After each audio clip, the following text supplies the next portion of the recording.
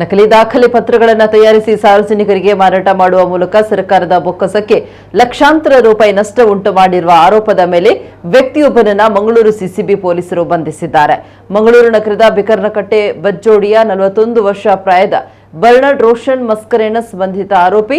ಈಗ ಕಂಕನಾಡಿ ಪಂಫೇಲ್ ಹಳೆ ರಸ್ತೆಯಲ್ಲಿರುವ ಅಪಾರ್ಟ್ಮೆಂಟ್ ಒಂದರ ನೆಲ ಅಂತಸ್ತಿನ ಕೊಠಡಿಯಲ್ಲಿ ಹೆಲ್ಪ್ಲೈನ್ ಮಂಗಳೂರು ಎಂಬ ಹೆಸರಿನ ಕಚೇರಿಯನ್ನು ತೆರೆದು ಆಧಾರ್ ಕಾರ್ಡ್, ರೇಷನ್ ಕಾರ್ಡ್, ಅಂಕ ಪ್ರಮಾಣ ಪತ್ರ, ಜನನ ಪ್ರಮಾಣ ಪತ್ರ ಇತ್ಯಾದಿಗಳ ನಕಲಿ ದಾಖಲೆ ಪತ್ರಗಳನ್ನು ಸೃಷ್ಟಿಸಿ ಅವುಗಳನ್ನು ನೈಜ ದಾಖಲಾತಿಗಳೆಂದು ನಂಬಿಸಿ ಸಾರ್ವಜನಿಕರಿಗೆ ಮತ್ತು ಸರ್ಕಾರಕ್ಕೆ ವಂಚಿಸ್ತಾ ಇದ್ದ ಅಂತ ಆರೋಪಿಸಲಾಗಿದೆ.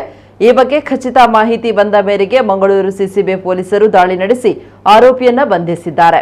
ಆರೋಪಿಯ ಬಳಿಯಿಂದ ವಿವಿಧ ಹೆಸರಿನಲ್ಲಿ ತಯಾರಿಸಿದ ನಕಲಿ ಆಧಾರ್ ಕಾರ್ಡ್ಗಳು, ನಕಲಿ ರೇಷನ್ ಕಾರ್ಡ್, ನಕಲಿ ಉದ್ದಿಮೆ ಪರವಾನಗಿ ಪತ್ರ, ನಕಲಿ ಎಸ್ಎಸ್ಎಲ್ಸಿ ಅಂಕಪಟ್ಟಿ, ನಕಲಿ ಜನನ ಪ್ರಮಾಣ ಪತ್ರಗಳನ್ನು ಪೊಲೀಸರು ವಶಪಡಿಸಿದ್ದಾರೆ.